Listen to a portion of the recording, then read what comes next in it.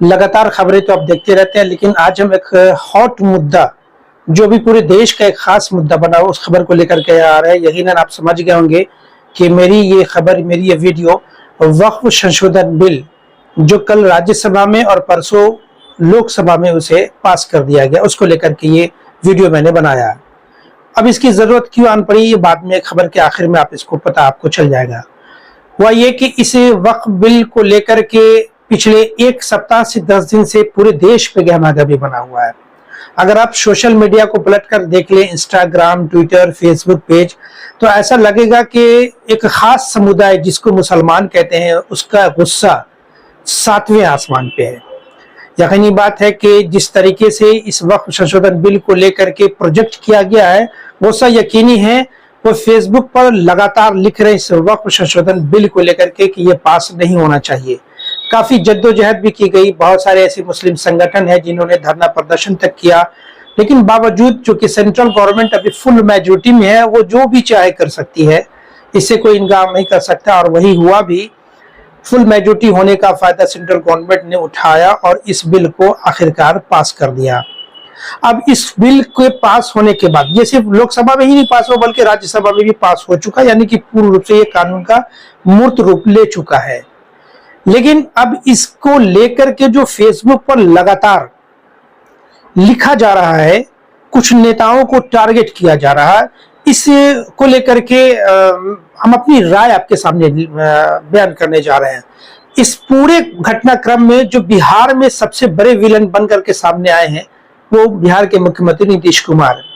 उनको लेकर के खुद जदयू के जो एक मुस्लिम लीडरान हैं, उनकी भी एक अपेक्षा थी कि ये इस बिल का विरोध करेंगे। खास करके जो उनके वर्कर हैं, जो जिला से लेकर गांव से लेकर के उनसे ताल्लुका तक थे, उनकी भी एक्सपेक्टेशन यही थी कि हमारी पार्टी इस बिल का विरोध करेगी। लेकिन हुआ उसके विपरीत और जदयू को आखिरकार इस बिल का समर्थन करना पड़ा और नीतीश कुमार इसके सबसे बड़े विलन बन गए। लेकिन सवाल ये उठता है कि नीतीश कुमार ही विलेन क्यों, चंद्रबाबू नायडू क्यों नहीं, चिराग पासवान क्यों नहीं, जीतन राम मांझी क्यों नहीं? इतने बड़े लीडर भी तो हैं। लेकिन अब सब सवाल मेरा तो जवाब भी मैं ही दे दूं कि अब आप कहेंगे कि चूंकि सत्ता में है और बिहार के सीएम है, तो ऑब्वियसली उनकी बात ज्यादा होगी। सही बात है, उनकी बात ज्यादा होनी चाहिए, लेकिन उनके साथ साथ और भी लीडर है, वो भी इसके जिम्मेदार हैं। अब इसको लेकर के मुसलमानों का जो एक धारा है, वो दो तबकों में बट गया है। एक तबका है, जो एक बड़ा तबका है, वो खामोश हो गया है। उसका कोई रद्द अमल ना तो सोशल मीडिया पे देखने को मिल रहा है, ना ही इसका कोई आधिकारिक बयान आ रहा है। और इस तबके में बड़े से बड़े लीडर और छोटे से छोटे लीडर भी शामिल है। लेकिन एक दूसरा तबका जिसकी तादाद कम, आप कह सकते हैं कि 10 से 20% है, उनका लगातार बयान आना शुरू हुआ और उनकी प्रतिक्रिया भी आना शुरू। ये कह सकते हैं कि उनका बहुत सारे जगहों से, अलग अलग जगहों से उनका त्याग पत्र यानी रिजोल्यूशन लेटर भी आना शुरू हो गया है। अभी हम दरभंगा में बैठ के इस खबर को बना रहे हैं। इस घटनाक्रम का दरभंगा पे क्या असर पड़ा, वो भी आपको बताते चले। दरभंगा जिला में दो प्रतिक्रिया सामने में मिली। एक प्रतिक्रिया यह है कि हायाघाट प्रखंड के अशोक पेपर मिल पंचायत, अशोक पेपर मिल थाना के अंतर्गत एक पंचायत आता है चंदनपट्टी। उस पंचायत में जो पंचायत अध्यक्ष जदयू के थे मोहम्मद मुर्शीद आलम, उन्होंने कल अपना त्याग पत्र आधिकारिक रूप में दे दिया और उसे सोशल मीडिया पे डाल भी दिया। यही नहीं हुआ, उन्होंने बाजाप्ता गाना गा करके नीतीश कुमार के खिलाफ जो अपना दर्द था, उन्होंने बयान भी किया, जो सोशल मीडिया पे उसे वायरल भी किया जा रहा है। अगर नीतीश बाबू पहचान जाते, खुदा की कसम हम मुहब्बत न करते। जिन्हें फूल समझा वही खार निकला, नीतीश बाबू मोदी जी जैसा झूठा तेरा प्यार निकला। अगर होती मेरी सच्ची मोहब्बत, तो घबरा के यूं तुम समर्थन न करते। अगर बेवफा तुझको पहचान जाते, खुदा की कसम हम मोहब्बत ना करते। Doctor Nawaz dental, skin, hair and laser clinic Darbhanga. इस क्लिनिक में बाल झड़ना, डैंड्रफ, गंजापन, पिंपल, चेहरे पर झुर्रियां एवं दाग धब्बे, सफेद दाग के निशान, चोट के निशान, चेहरे पर कालापन सहित हेयर ट्रीटमेंट और दांतों का संपूर्ण इलाज होता है। हमारे 2 क्लिनिक है। पहला क्लिनिक नियर मिल्लत कॉलेज रहम खां दरभंगा और दूसरी clinic Gangwara near Mithila power mill Darbhanga. उनके नेतृत्व में पूरी पंचायत की कमेटी, जैसा कि हमारे सूत्र बता रहे हैं, तकरीबन 26 वर्कर जो एक पंचायत की बूथ कमेटी के पंचायत कमेटी के वर्कर थे, वो 26 के 26 जो सदस्य थे उन्होंने जदयू से त्यागपत्र दे दिया है और उन्होंने इस वक्फ संशोधन बिल का हवाला देते हुए दिया। एक प्रतिक्रिया तो यहां देखने को मिली। दूसरी प्रतिक्रिया, जदयू के एक कद्दावर नेता, स्थानीय तौर पर आप कह सकते हैं दीदार हुसैन चांद, जो किसी परिचय के मोहताज नहीं है, पिछले 2 दिनों से घटनाक्रम था, खामोश थे, लेकिन चंद घंटे पहले सोशल मीडिया पे उनका एक पोस्ट आता है कि हम इस वक्फ संशोधन बिल का समर्थन करते हैं। अब आप उनके इस पोस्ट को स्क्रीन पे देख लीजिए और इनके इस फेसबुक पेज पर जाकर के आप पूरे कमेंट को पढ़ लें। सारे कमेंट जो है ना, ये चांद अंसारी साहब देख भी रहे हैं लेकिन खामोश हैं। अब इसको लेकर के भी प्रतिक्रिया मिलना शुरू हो गया है। मुसलमानों का एक तबका खामोश क्यों है, सबसे बड़ा सवाल है।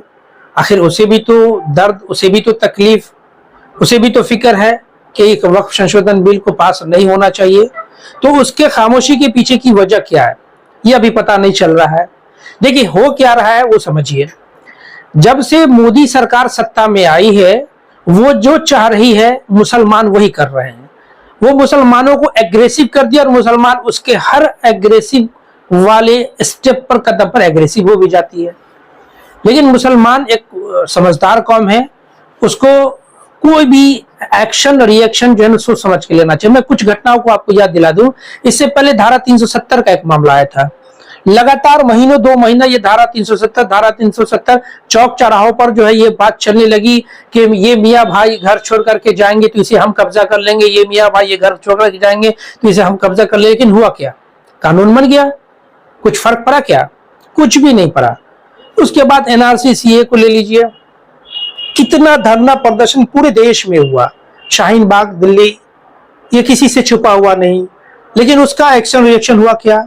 वहां भी भाजपा ने मुसलमानों को उकसाना चाहा, चूंकि उसकी खुराक यही है, ये सारे लोग, सारी पार्टियां सब कुछ जानती है।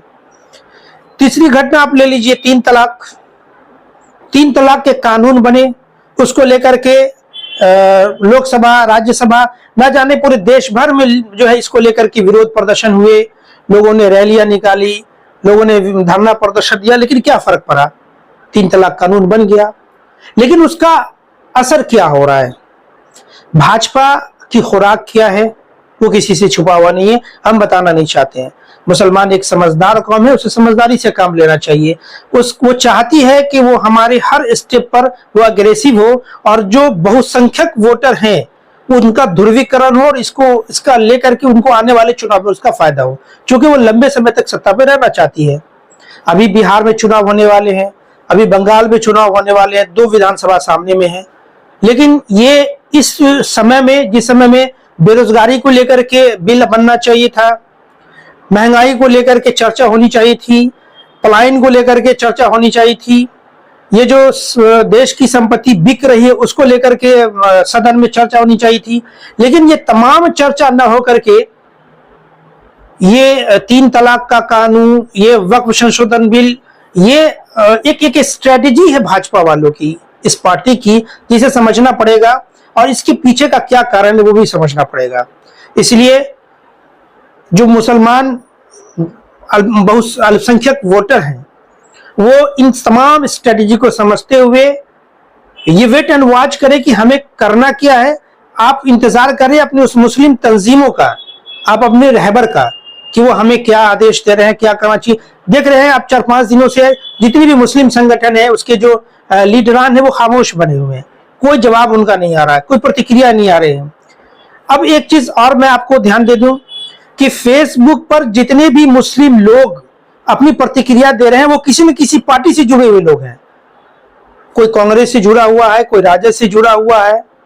यानी कि एक आम मुस्लिम लोगों को उतनी फिक्र नहीं है जितनी फिक्र दूसरे दल के मुस्लिम वर्कर, मुस्लिम लीडरों को है, और उनकी प्रतिक्रिया सबसे ज्यादा देखने को मिल रही है। आम लोग की प्रतिक्रिया आ रही है लेकिन वो कम आ रही है, लेकिन उसकी तुलना में जो पार्टी से जुड़े दूसरे दल के लोग हैं उनकी प्रतिक्रिया सबसे ज्यादा आ रही है।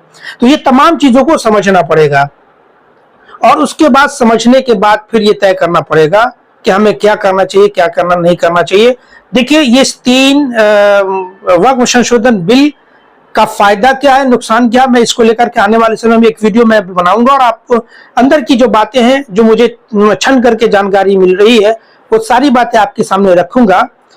अब हमसे कुछ लोगों ने कहा कि भाई क्या हमें विरोध करने का भी अधिकार नहीं? बिल्कुल अधिकार है, विरोध कीजिए, किसने मना किया विरोध करने से? लोकतंत्र की तो सबसे बड़ी खूबसूरती है। लेकिन विरोध करने का तरीका भी होता है, विरोध करने की मर्यादाएं भी होती हैं।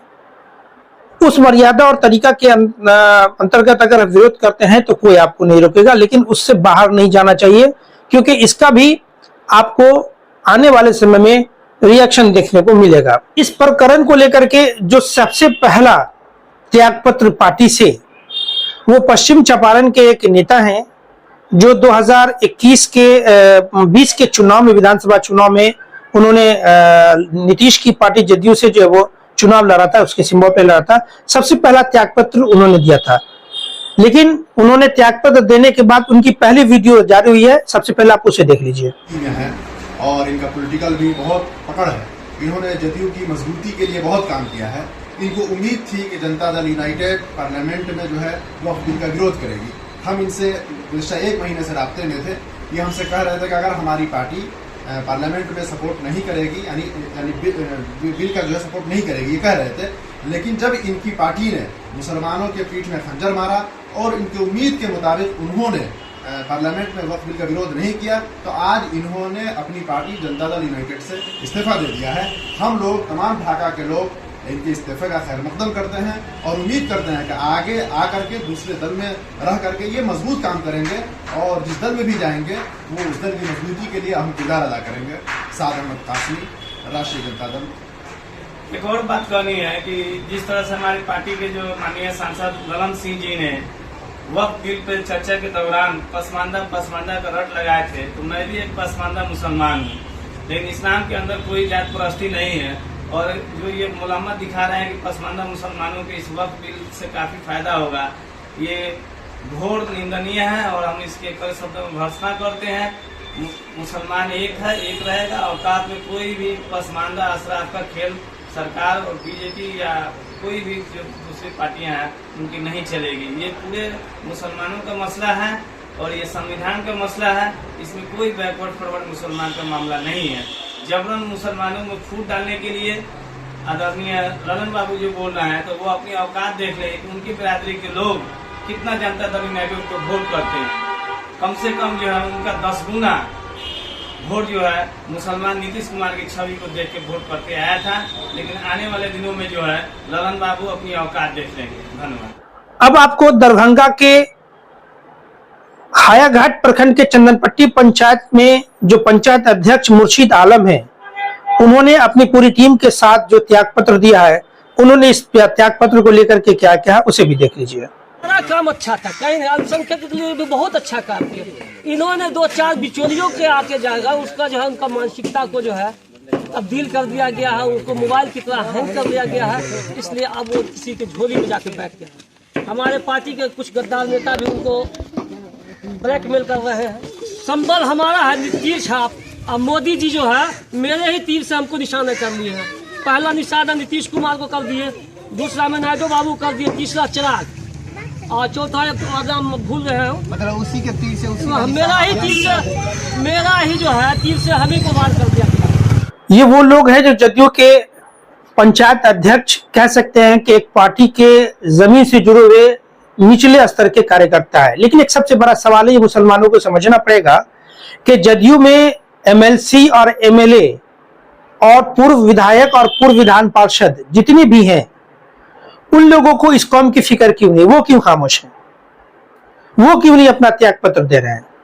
उनको भी तो चिंता होनी चाहिए इस वक्फ संशोधन बिल को लेकर, ये समझना पड़ेगा। और अगर आप नहीं समझ रहे हैं तो फिर हमारी भी गिनती उन बेवकूफों में शुरू हो जाएगी। लेकिन इसके साथ साथ एक बात और आपको बताते चले, एक तबका है अंधभक्तों का जो किसी से छुपा हुआ नहीं है। देखिए एक चीज मैं बता दूं कि इस देश में जो सनातन धर्म के मानने वाले लोग हैं 80% वो समझदार हैं, इंसानियत उनकी जिंदा है और उनको इस तरह के किसी भी कानून से ना तो उनको कोई खुशी हो रही है और ना ही उनको कुछ गम है। लेकिन 20% जो अंधभक्त हैं, आप सोशल मीडिया को पलट करके देख लीजिए तो काफी खुश है वो कमेंट कर रहे हैं मोदी की सरकार की जय हो। अब ये सबसे बड़ा सवाल है कि ये वक्फ संशोधन बिल बनने से उन लोगों को क्या फायदा है? कोई फायदा नहीं होने जा रहा है। एक फायदा जरूर है, मुसलमान को जब तकलीफ होती है तो ऐसे अंधभक्त को खुशी बहुत होती है और वो इसको एंजॉय कर रहे हैं। ये बात आपको समझना पड़ेगा।